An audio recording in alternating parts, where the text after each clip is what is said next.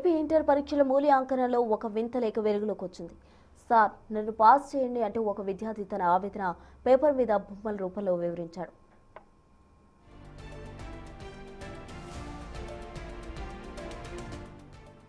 తనకు పేరెంట్స్ లేరని ఆదుకోవాలంటూ ఎమోషనల్ బ్లాక్మెయిల్కు దిగాడు. చదివినవి గుర్తురాక ఏమీ రాయలేకపోయానని దేవుడిలా భావించి మార్కులు వేయాలని వేడుకున్నాడు. గురువు కాళ్ళు మొక్కుతున్నట్టుగా ఒక డ్రాయింగ్ కూడా గీసి తన దీనస్థితి వివరించాడు.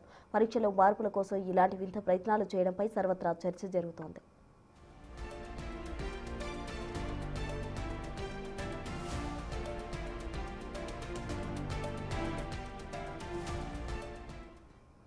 మొత్తంగా ఏపీ ఇంటర్ పేపర్స్ వాల్యుయేషన్ టైంలో ఓ విద్యార్థి అక్కడ ఆన్సర్ షీట్ పై ఏదైతే రాశాడో పాస్ చేయాలంటూ అదంతా సర్వత్రా చర్చనీయాంశంగా మారింది. గురువే దైవం అంటూ కూడా గురువు కష్టపడినాడే మేలు చేస్తాడు అంటూ కూడా ఒక విద్యార్థి రాసుకొచ్చాడు. ఒక బొమ్మలాగా గీసి కాళ్ళు మొక్కుతున్నట్టు కూడా ఆ విద్యార్థి చేసిన ప్రయత్నం అందరినీ కూడా ఆశ్చర్యానికి గురి చేసిందని చెప్పాలి. తనకు పేరెంట్స్ లేరని, చదివినవేవి గుర్తు రాకపోవడంతో ఎగ్జామ్లో అటెండ్ చేయలేకపోయానని ఆ విద్యార్థి ఆ లేఖ ద్వారా వాల్యుయేషన్ చేస్తున్న మాస్టర్కు కాళ్ళు మొక్కుతున్నట్టు కూడా తెలియజేశాడు. సార్, నన్ను పాస్ చేయండి, సార్ నన్ను పాస్ చేస్తే మీరు మేలు చేసిన వారు అవుతారు సార్ అంటూ కూడా ఆయన్ను పాస్ చేయండి, మీ కాళ్ళు మొక్కుతా సార్ అంటూ కూడా రాశాడు.